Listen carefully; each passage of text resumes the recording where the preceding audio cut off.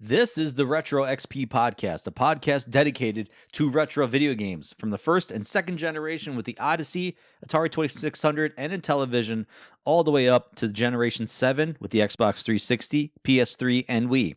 Today in this episode, we'll be talking about a recent update to the open source PS2 emulator, issues with the Commodore 64 name and its recent revival, and a Vectrex Mini is available for pre-order right now on Kickstarter.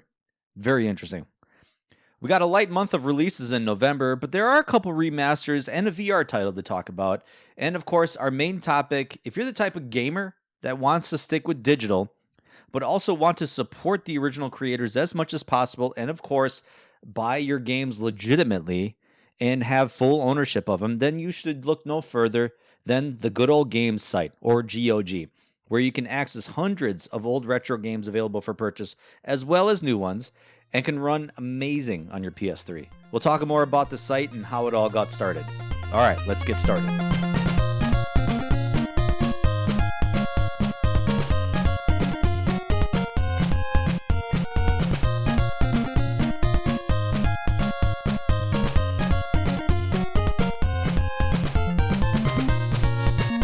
Retro XP is now part of the Hair of the Dogcast network, joining the likes of Raw Dogs, Zombie Dogs, Elden Dogs, and of course the flagship Hair of the Dogcast podcasts.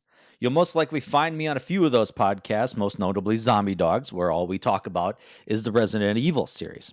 The network has tons of bonus content and episodes on Patreon at patreon.com/Hair of the Dogcast. So help support us by donating and not only getting access to those early access and Patreon exclusive episodes, but also access to the Discord community, exclusive to Patreon members, with a minimum of $3 a month.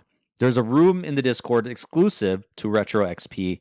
In there, we talk about retro video games and episode discussions, so it's a very lively group of people in there. Otherwise, you can follow me on X, Threads, and Instagram at RetroX Podcast. Whatever podcast platform you're listening to this on, be sure to follow and enable those notifications so you can find out when I drop a new episode. This also includes YouTube. Episodes are also live on YouTube, and you can follow me there as well at RetroX Podcast. So in terms of games that I've been playing, I talked about, I think in one of the last episodes, it was Spooky Games Month, so I was playing Fatal Frame, and I jumped into Fatal Frame 2, and if you've played the Fatal Frame series, and I think I said this in my last episode about the spookiest games on the PS2, Fatal Frame 2 is by far, I think, the scariest and the best game in the trilogy, and I could talk a little bit more about it now, even with my experiences, but it's more of an open level design, open zone type of concept, because in the first game, you're more so in a house. You're in the mansion, and maybe you go into a garden or an outdoor section here and there, whatever. This is almost like you're in a small town and a small village, I should say. So you're bopping around, and I use the word bopping around very loosely. You're bopping around from like house to house in this village trying to find your sister, and the scares could pop out anywhere. And what I really liked in a lot of these old survival horror games, and you can start to see them continue on to this day. I know this isn't retro, but I recently played and beat Tormented Souls 1, which is a kind of like a homage to the old survival horror games with cinematic camera angles. And those cinematic camera angles can really heighten the tension and give a sense of dread and a sense of terror. Especially if you're being chased by enemies and you just can't really see them, and that's not knocking like third person, over the shoulder camera views, but I think there's something cinematic in fixed camera angles like we got with like those old Resident Evil games. Some of the old Silent Hill games even too are kind of similar in that front, but Fatal Frame did it really well, and Fatal Frame 2 is no exception. The areas are a little bit wider. They're a little bit bigger. Rooms are a bit bigger, moving from building to building. Obviously, these are bigger open areas, but the core gameplay remains the same. You go into first person mode, you pull up that camera obscura, and that's how you fight the ghosts. And every time, I don't know, something about playing Fatal Frame 2 and then getting that quick moment where all of a sudden a ghost pops into your view or comes into your general vicinity. The music stops, or the atmospheric music, if you call it that. It all stops. You start to hear the ghost kind of moan, whine. You hear this squeal in the speakers, and then this ghostly apparition just comes at you, and you pull up your camera trying to find out where is this ghost coming from, and you get these goosebumps on the top of your skin. And actually it's funny because as I'm talking about this, I'm getting goosebumps. I could still remember those feelings of dread of like these ghosts coming at me, and just really good sound design, really good atmospheric tension with these ghosts. And granted, these ghosts aren't like attacking you really fast. They're not hitting you really hard or anything like that. They're coming at you slowly, so you have time to react. However, you're going to require a little bit more camera work in 2 as opposed to 1. So, it's it's still a good game. It still holds up to this day. I'm really excited that we're getting a full-on remake of this game that's going to be coming out next year, sometime in 2026. Besides Fatal Frame 2, I went back and started playing the Resident Evil 2 game, the original Resident Evil 2 game. I talked about, I'm on the Zombie Dogs podcast, which is part of the Hair of the Dogcast network. So if you search Zombie Dogs in your podcast platforms, you could find it. And I don't think we recorded the episode, but I don't think it's available as of right now. I mean, it depends on when you're listening to this episode. But we talked about Resident Evil 2 series recently, and I played it a little bit before we recorded just to get a fresh take on it. Now, Resident Evil 2 is my favorite game in the series, by far, still to this day. Some games have come close. Even the Resident Evil 2 remake came close. But still, nothing beats, and I'm pretty sure many of you can attest to this, nothing beats the experience and the time in which you played a game for the first time. And it could have been a combination of factors of when I first played this game when I was in high school, playing with friends, playing with a very good friend of mine. And just the time of the kind of like where the PlayStation started to really gain a name, becoming a notable gamer, a notable player in the game, so to speak, of video games, where it's like Sony can put out some hits, because Resident Evil 2 at this time only came out for the PlayStation. It was exclusive to the hardware. I mean, eventually we got Resident Evil 2 on the Nintendo 64, but that's that's a whole nother thing. But it's funny how I still retain a lot of the muscle memory of playing this game. I've beaten this game multiple times. I've went through all the campaigns. The cool thing about this game is that there's literally 4 campaigns crushed into this game. And funny enough, a little funny note is that the fact that this game is on 2 discs was almost like a printing error, where when they were printing this game onto discs, there was like some accident in the lab where all of a sudden they were like, oh no, we just spread this out over 2 discs. And they kind of were like, okay, well, I guess we'll put Leon Kennedy, one of the main characters, on one disc and Claire Redfield on the other disc. And it's fine. It's not that big a deal. It's not like you got to swap games like you had to with like Final Fantasy 7 and 8 or Metal Gear Solid or whatever. Like you didn't have to do anything like that, but you still had the ability to, okay, I'm just going to focus on Leon's campaign, and then, okay, all right, I'm going to play as Claire's campaign. So you pop in that disc, and it's not like you got to like, ruin the immersion by like all of a sudden halfway through, it's like, oh yeah, switch to disc 2 now. So yeah, that's another game that is like probably one of the best, if not the best. I don't know. I wouldn't say the best. Like I said, that's very subjective when you use those words, when you use those terms. But to me, it's the best Resident Evil game in the series, and it's one of my favorite, if not one of my top games of all time. Really, it is. And I'm going to come out with an episode coming up soon where I'm going to talk about my top 10 games of all time. And spoiler alert, this is going to be on there. This is going to be one of them. And then I'm going to release subsequent episodes where I talk about that particular game in length. So stay tuned for that. So, all right. So let's, that's really what I've been playing. I mean, I've been playing a lot of new games Silent Hill F, if you're a Silent Hill fan, especially one of the original game Silent Hill game fans, I feel like Silent Hill fans, depending on the type of Silent Hill fan you are, if you want this to be similar to like Silent Hill 2 or 3, you're going to be disappointed. However, if you can see this from the lens of just like a really good Silent Hill game, a really good horror game, this game knocks it out of the park. To me, it's an amazing game. There's multiple different endings. Each playthrough, you're going to get different cutscenes. You're going to find out different information about the world, about the characters around you. So it gives you incentive to like keep playing the game instead of just like, oh, new game plus, and that's it.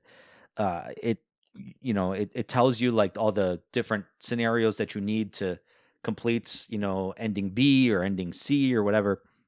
And when you replay the game, you'll get different cutscenes, you'll get different character interactions, you'll find different lore pieces within the world that you're in. So it's really cool that it's like playing a different game every time. And the more you play, the more different it's going to be. So I from what I understand, hardcore Silent Hill fans are going to get a couple connections with the original game, especially like the first Silent Hill game that came out of the PS1 almost 25 years ago. Yeah, well over 25 years ago. Man, that game is that old. Yeah. Anyway, yeah, so you may find a couple connections. I know there's one in particular that I really don't want to spoil, but I know there was one big obvious one that I was like, there's the connection right there. So, not a game taking place in Silent Hill, but still very much a Silent Hill game. So let's get to the news. So the PlayStation 2 emulator, which is called PCSX2, has been updated recently to now run 99.5% of the PS2 library. And according to RetroDodo.com, this is, for those that don't know, I mean, you've heard of emulation. I know this for a fact. And I remember when it used to be a taboo topic to talk about, where it's like, you don't really want to talk about emulation because that implies kind of the stereotype of just people just downloading games illegally, willy-nilly on the internet. And with the recent talk of, digital games and, buying the license, or you're licensing, not selling the games, so to speak. With that recent talk, I want to say a lot of people have become more looser and a little bit more open with talking about emulation. And it's not to say, there's right ways to do it. Emulation, for me, from my perspective, is a good way to preserve games. And a big update like this for the PSX2 is huge. According to RetroDodo, when we talk about game preservation, it's more important now than it ever was, because we're losing games left and right like crazy. So I talked about that. Thanks to a recent update, 99.5% of the PS2's back catalog is now playable on the PC. I would say the only games not playable or perfect on the emulator, it's got its faults, is still Final Fantasy XI, Marvel Nemesis, Rise of the Imperfects, Driver with DRIV3R, so Driver 3, and World Series Baseball 2K3. I don't ask me why those games in particular, but I mean, I can understand Final Fantasy XI because that's an online multiplayer MMO game. So I can understand why maybe that's a little bit harder to emulate, I guess. But if you've been in the emulation game for long, and I guess I've had this emulator on my PC for a long time, and it's been the go-to as far as like what's the best PS2 emulator to download. I would argue 100% PC SX2 is the go-to. It provides better results than the original machine could, which is amazing. And according to the article, you have to basically download the PS2 BIOS. You have to transfer it from your PlayStation 2. And then obviously you can buy, or no, you can download now this is where it gets tricky, because you have to have a DVD player on your PC or on your laptop, whatever. And you can basically have a program where you can rip the data from your disk onto the game, and it turns it into an ISO file. And then from there, you download the game onto your PC, and then your PC, your PS2 emulator. God, there's so many freaking acronyms here. um, your PS2 emulator can actually run that ISO file like it was a real game. So it's pretty amazing that we have this ability to still play these PS2 games. And I don't know, maybe some people don't have a PC right now. I would even argue to say that a lot of people probably don't have a PC with even a CD-ROM or a DVD-ROM in it. I'm recording on a laptop right now with no disk drive in it, which is kind of shocking to me because it came standard in all PCs and laptops for decades, and now we don't need them because the digital age is upon us. So, and I just like that. This has to be said because this is always a sticky topic, but the disclaimer in the Retro Dodo article says ROM hacks exist in a complex legal gray area. And we know, it's no secret. You can go online, you can type in any game, and you follow it up with ROM, you can download that game. You don't need to do the rigmarole, the roundabout way of doing this. Even the PS2 BIOS, you can find it on the internet. You can find it. However, creating and using ROM hacks for personal use may be permissible if you legally own the original game, which that's the caveat. So, if you have a ROM hack of the game on your PC or whatever, so long as you can prove that you own the game, I guess that's the gray area. However, do I think the FBI is going to knock down your door because you own a ROM hack of Rule of Rose or Haunting Ground? Probably not. But, and even like if you own the game, where did you give your money to? Or did you actually pay the developer, or did you buy it when it first came out? I would argue to say that most of my collection, especially PlayStation 2 collections, most of my collection I didn't buy new. There's a good portion of it that I kept over the years, but I would say more than half of my library I picked up from third-party sellers and collectors over the last few years. So what we're telling you here is you should not share, upload, or distribute ROM hack files online, as this constitutes copyright infringement. So keep that in mind. Just keep that in mind. So, otherwise, one of my recent episodes, I talked about the Commodore 64. And in that episode, I talked about the detailed history revolving around the reacquisition of the Commodore 64 name. And it's now impending revival as a hardware manufacturer. So pretty much, if you missed it, retro gaming YouTuber Christian Perry Fractic purchased the Commodore 64 brand from a Dutch company, and they basically are dubbing it the Commodore 64 Ultimate.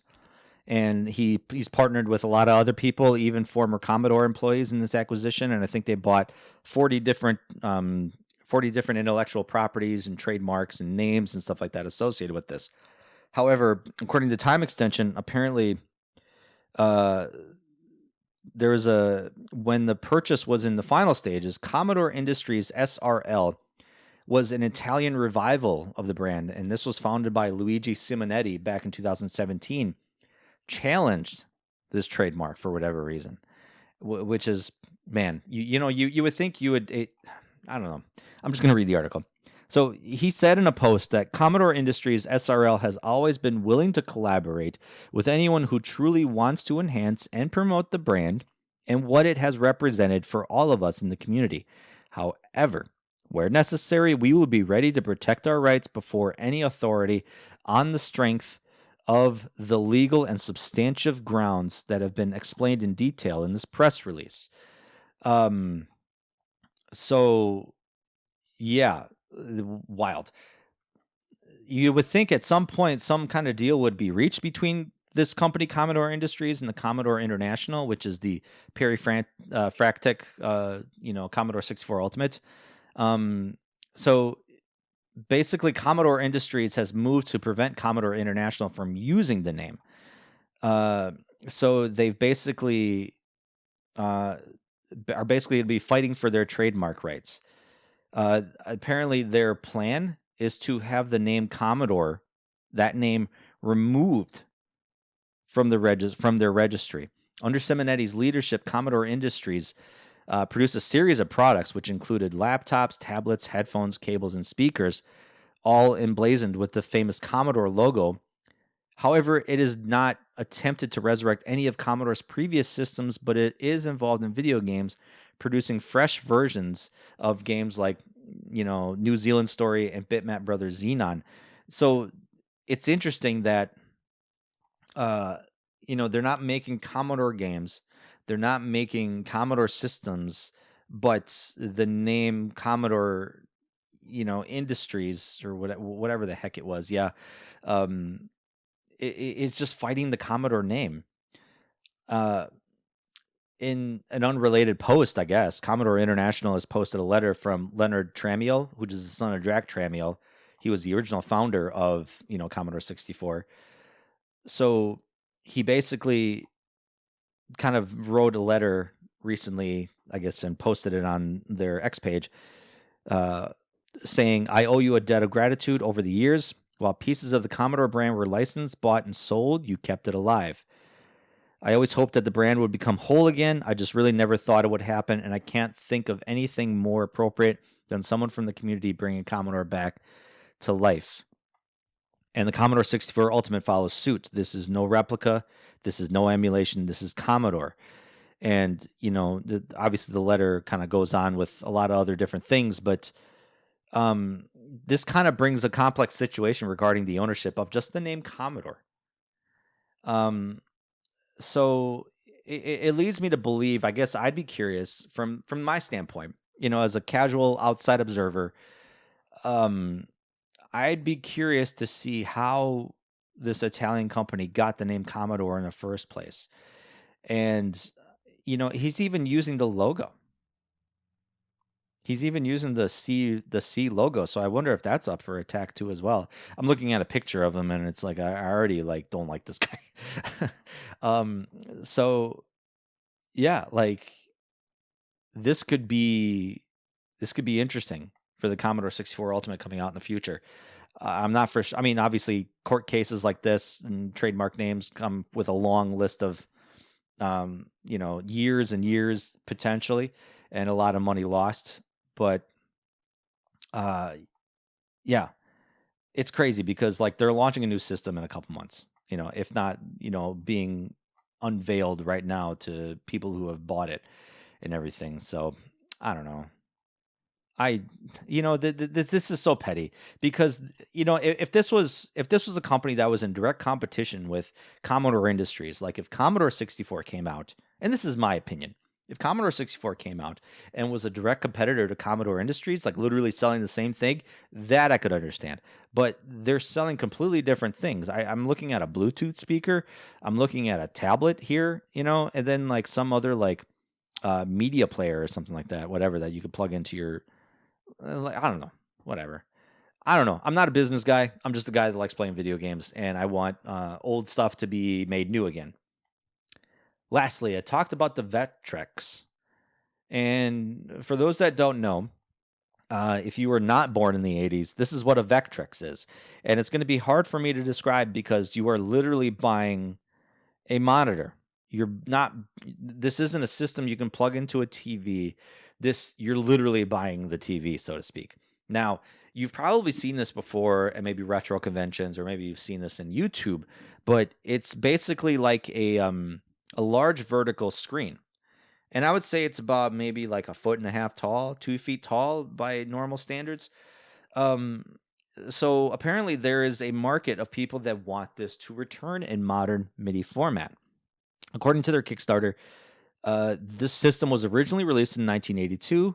It was a truly unique console featuring its very own built-in vector display and colorful screen overlays. So you bought a game and then you had to put a kind of like a plastic screen overlay onto the monitor that would enhance the game's visuals and enhance the game's kind of borders and stuff like that. So it was an interesting concept. And while I never had one, I mean, I've played one, I've tried it out before. maybe I wasn't there when it first came out. I don't see the appeal of it, but I do respect its history. I do respect its, trying something new and trying something unique in the video game space. I really do. It's just it's just not for me. It's not for me. However, there's a ton of fans out there that love this thing. So this was recently at Gamescom in August of this year. So they're basically this group is making it again and calling the Vectrex Mini, and it's coming bundled with 12 timeless games and a Bluetooth analog controller, so you don't have to plug a controller to this thing. And looking at a picture side by side of an original Vectrex versus the Mini, we're talking like a quarter of the size, which is crazy.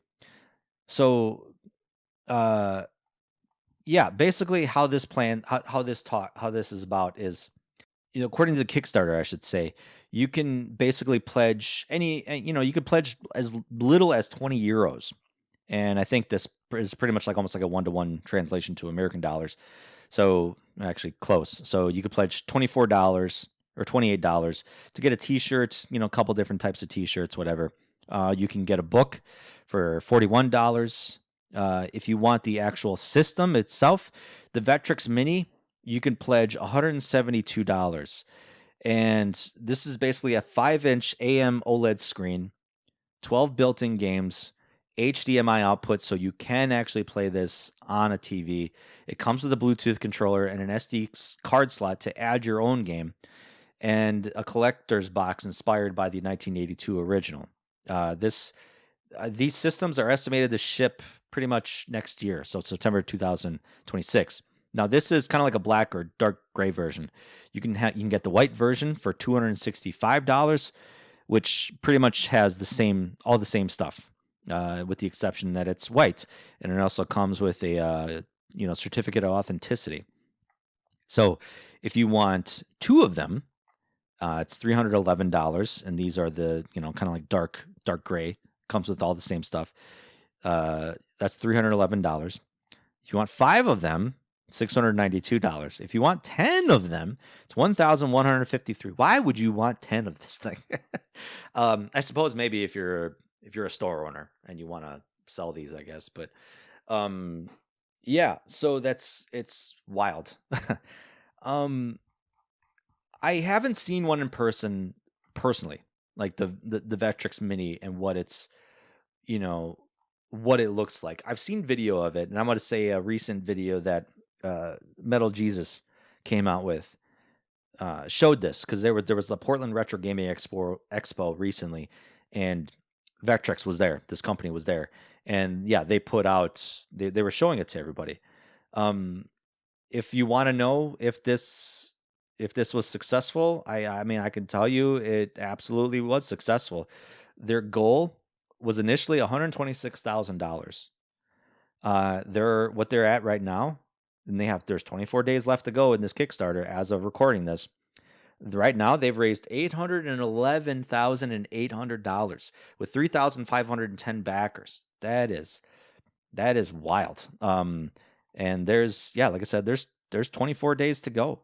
What is sold out? There are a couple things sold out. The Founders Edition, which I think there was only the first 50 backers were getting it. Early Bird. I really, honestly, I guess this looks a little bit bluish. Yeah, I guess. There's the Black and White Edition. That's all gone. That was supposed to only go to 250 people, but yeah. So there's a couple rewards that are gone, unfortunately, because we all missed the boat. Or if you're a Vectrex fan, you missed the boat. But there's still some available. So you got 24 days left to go. Get out there if you're a Vectrex fan. Yeah, so I think they're, like I said, estimated shipping times are basically September of 2026.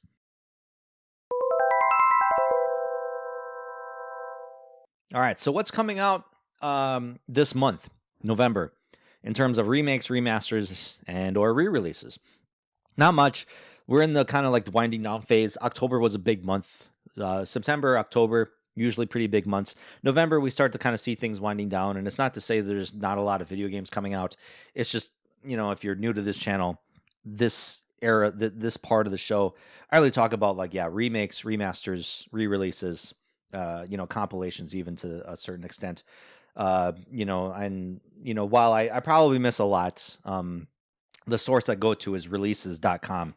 And they probably don't showcase everything. They show a lot, and even for me, sometimes I could even miss something where it's like, oh, that's a game series I didn't know was remastered. So uh, if I did miss things, I apologize. But one of the first things we're getting is Siberia Remastered. This is coming out on the PC, Xbox Series X, and PS5. This is actually already out right now. It came out on November 5th. More than 20 years after its original release. It initially came out, I want to say, in the Xbox, PS2, and PC systems. Siberia is reborn in a fully modernized version. Rediscover its iconic locations and unforgettable characters through a stunning visual overhaul, redesigned gameplay, and the same captivating storytelling that made it a classic. So this is a kind of like a walk and click and talk adventure. I don't think there's really any combat in this game. I played this years ago, and it's kind of a slow game. I think I was more so interested in the story than anything. Kate Walker, a brilliant lawyer from New York, is set to a remote village in the French Alps to finalize the sale of an old automaton factory. But what begins as a routine assignment soon turns into an extraordinary journey across Eastern Europe and its snow-covered landscapes.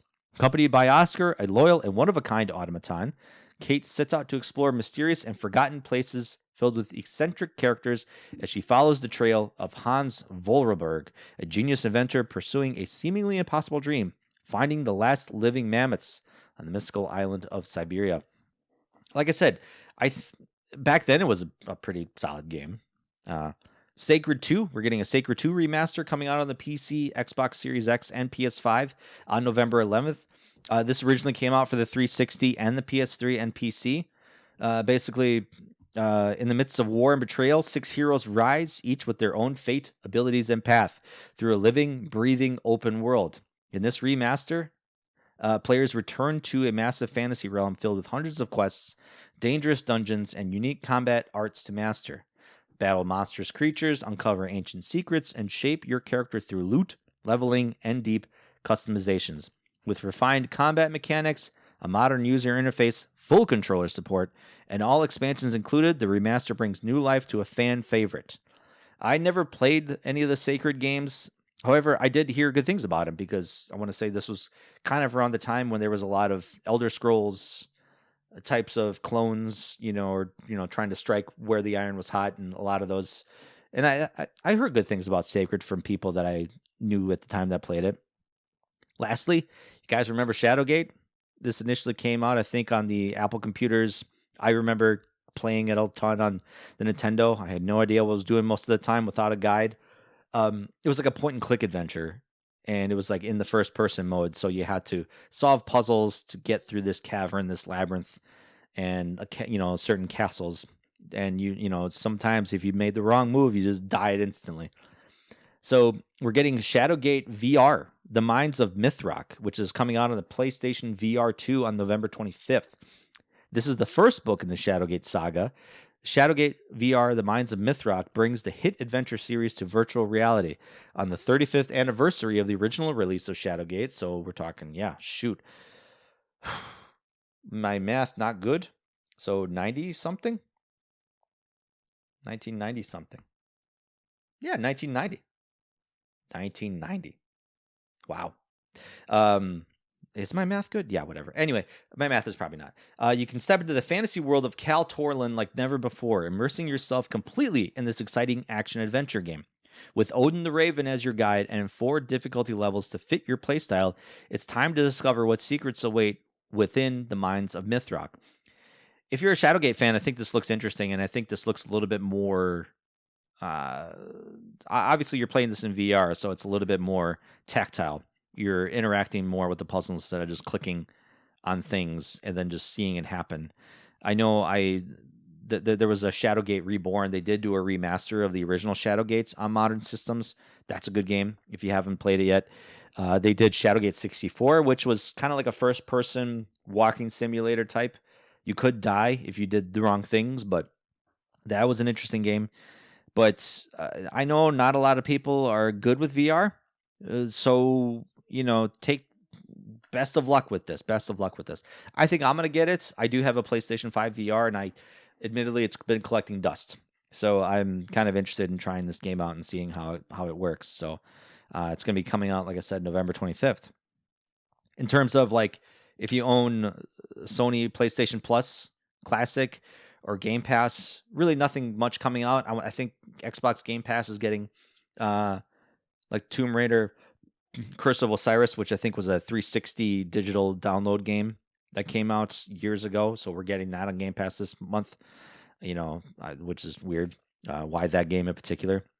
However, if you're a Nintendo Switch 2 online fan, and if you have or an online subscriber, and you have the GameCube emulator on it, you got Luigi's Mansion this past month. So that's pretty cool. I never played Luigi's Mansion on the GameCube, but I've heard great things about it. So, yeah. So let's get to our main topic point.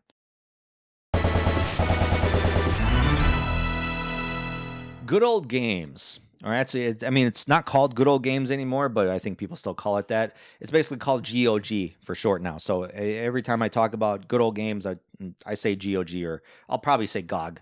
A lot of people call it that.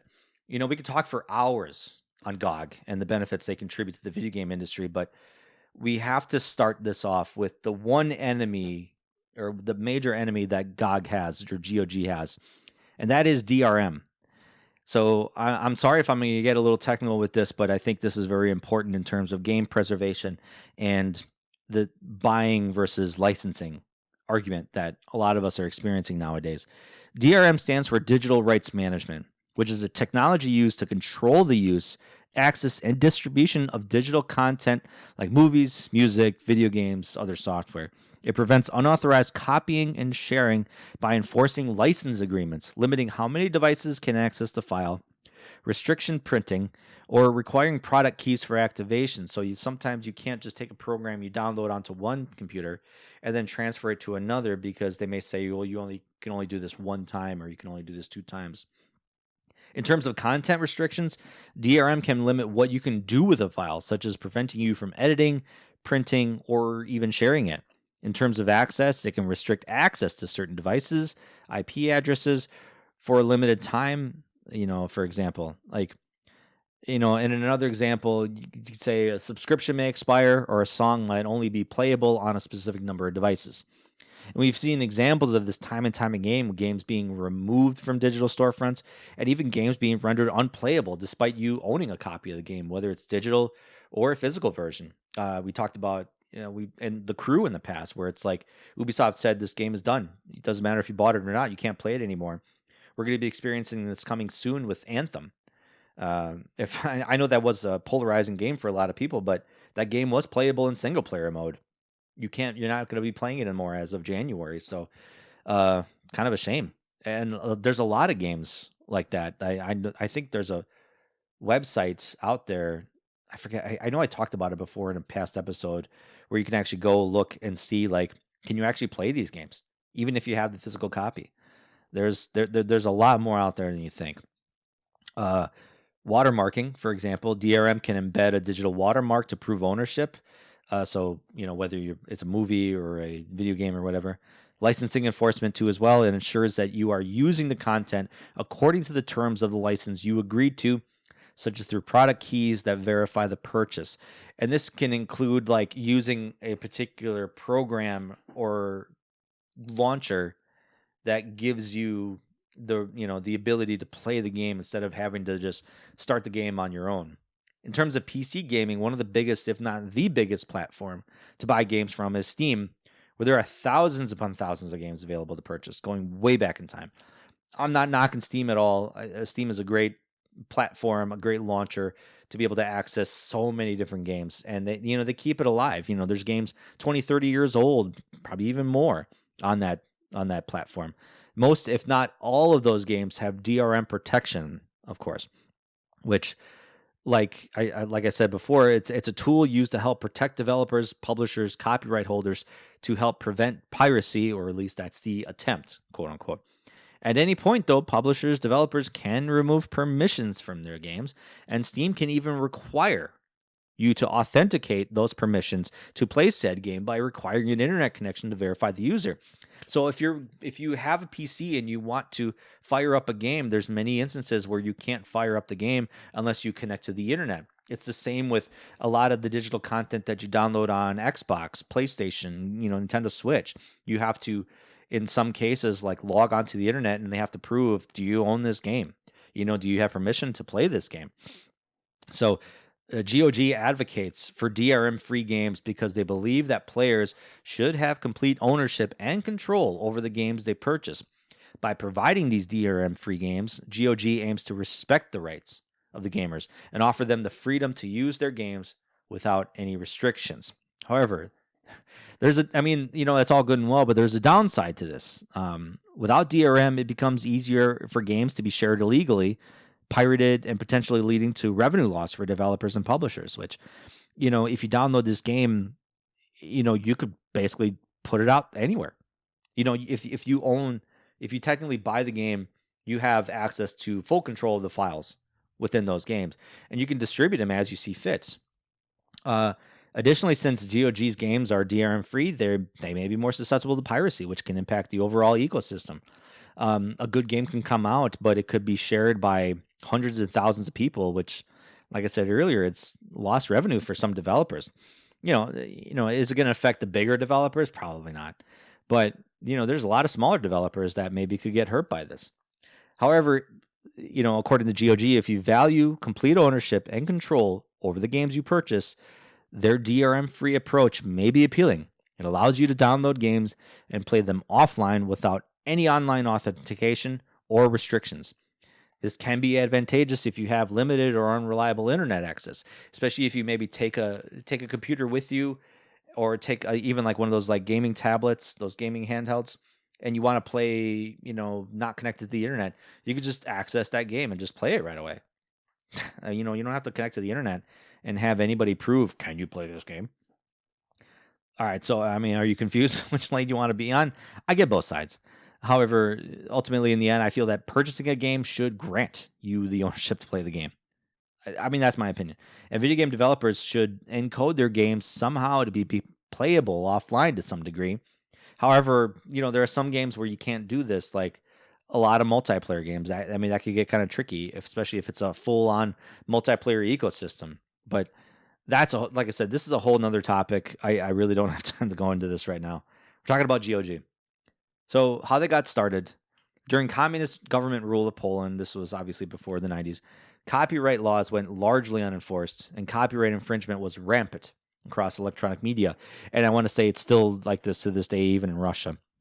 Following the change of government, consumer perception of copyright in Poland remained largely the same, making it difficult for legitimate sellers of electronic media.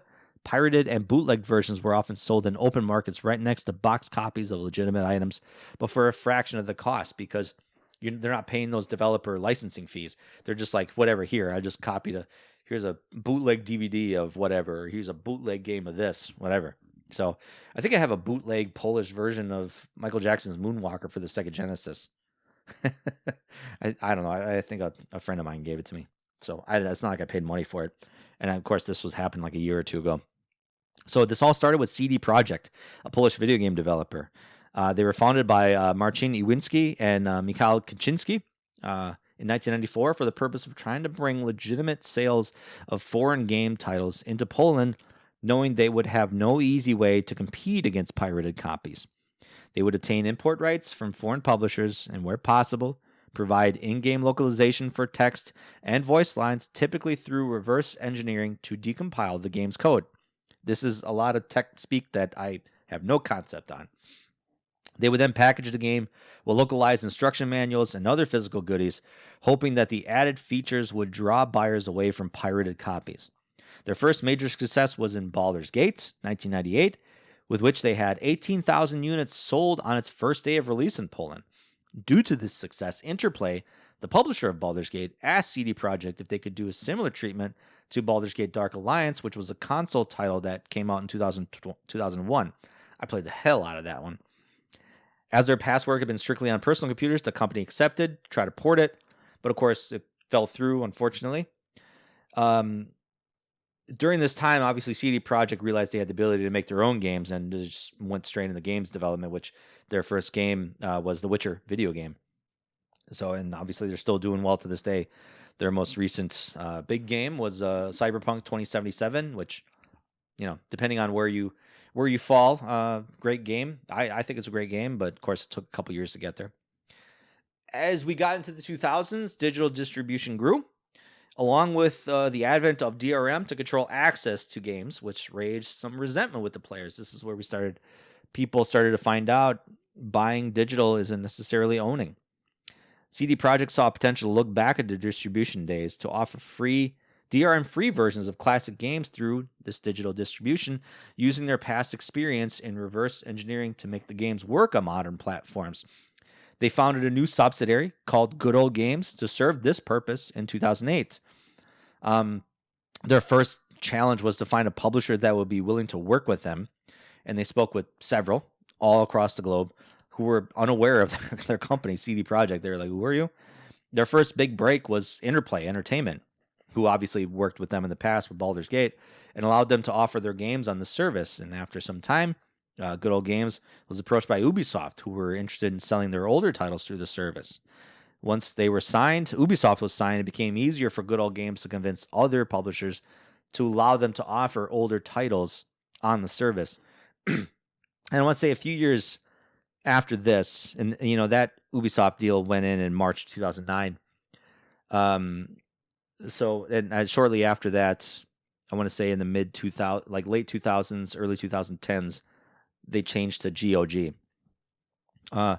So throughout the history, on September 2014, they started to sell Amiga games, starting with Defender of the Crown, and this game was technically made possible through CinemaWare's own written emulator called Rock Lobster. I don't know what that means. October 2014, GOG was able to secure another major publisher as a DRM-free partner, Disney Interactive and LucasArts. Can you believe Disney at this time? I don't think Disney now would agree to this, but anyway. With this new partnership, GOG began to re-release several often requested games from LucasArts, starting with Star Wars X-Wing, Star Wars TIE Fighter, amazing games, such good games. Sam and Max Hit the Road, The Secret of Monkey Island, Indiana Jones and the Fate of Atlantis, and Star Wars Knights of the Old Republic, another great game.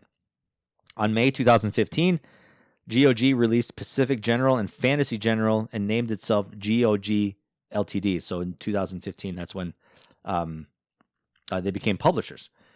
The company revealed that it had acquired the copyright to these titles and intends to acquire more in the future. This is, foreshadowing for, what I'm going to talk about later, the preservation program. On August 2015, Bethesda Software, or Softworks at the time, that's what they're called, joined GOG with classic titles as id Software's Doom and Quake, Fallout, which had been sold on GOG by Interplay before the rights changed hands, and also some classic Elder Scrolls titles. March 2019, Blizzard Entertainment joined GOG with classics like Diablo, Warcraft, Orcs and Humans, and Warcraft 2 Battle.net Edition, Diablo Hellfire joining later that year. On September 2020, GOG announced the comeback of 3 Metal Gear titles, Metal Gear Solid, and Metal Gear Solid 2 Substance, as well as the Konami Collectors series, Castlevania and Contra from Konami. In November of the next year, 2021, Metal Gear Solid 2 Substance was later pulled from the storefront due to Konami's licensing issues with that game and has not returned since. Kind of sucks. I think there was music issues with it, which, music in video games is a whole nother topic. September 2021, GOG brought 6 classic Star Trek titles back and updated to work on modern operating systems. So, in the end, how does GOG do this? They work to offer older games as well as new releases to the users. So if you were making a game, you can actually have GOG, sell it for you. Obviously, you have to accept the fact that it's DRM free, but it depends on how you feel about that topic. So prior to any development work to bring an older game for use on modern computers, legal experts within GOG need to track down all ownership rights to the games and make sure that all necessary parties agree to their redistribution. And this can be kind of difficult. So many of the games that they're seeking were made in the late 90s and early 2000s, where very few publishers and developers kept digital records of their legal documentation. Full code of these games sometimes can be lost, and that code is the copyright. It's the game itself. You can't just take a game, burn it onto a computer, and then just port it somewhere else. It's not how that works. You can't just sell it that way. Talked about that earlier with ROMs. There were a large number of acquisitions and dissolutions throughout history that made tracking down rights difficult, and in some cases could take years to compete. GOG offers users a means to request back catalog games they would like to see, and the company uses this list to identify games that would require more extensive licensing research. And if you go on the GOG website, GOG.com Dream List tab, some of the highly suggested or highly requested games: Final Fantasy X, that's one. Freelancer, which I think I don't know that game. Some of the more recent ones that became big, that recently became part of the GOG library, is the Resident Evil HD remaster, Tom Clancy's Splinter Cell, which is really cool. Some other games, you had like old Jurassic Park games that have a lot of votes, and you can go and vote. The Getaway, which was a PS2 kind of open world mob game, has 774 votes right now. Gran Turismo and Gran Turismo 2 is highly sought after on here. I don't know if that's going to happen or not. Delta Force 2 and Delta Force Black Hawk Down Platinum Pack. Crash of the Titans, the original Sonic the Hedgehog game for the Xbox 360. Legend of Zelda Ocarina of Time. Yeah, good luck with that one. But that list you can see live on there now, and you can just kind of cast your vote. And they can do their best. I don't think GOG is going to get Ocarina of Time on the PC, but it could be. You never know. So some of this work has been done in coordination with a company called Night Dive Studios, and you've heard me talk about them before, who were able to find and acquire the rights to System Shock 2 at this time. And this is where Night Dive Studios took off with like basically Hexen and Heretic, other System Shock games, Dark Forces, so many other games that they basically ported and glossed up with nice graphics. So whenever possible, GOG attempts to acquire the game's original source code, which, like I said earlier, can be as difficult as determining the legal rights of the game. From this, they can work to make the game compatible with modern future hardware, with obviously new resolution and everything, directly apply compatibility fixes, and sometimes incorporate well-established community-made patches from a game's fan community.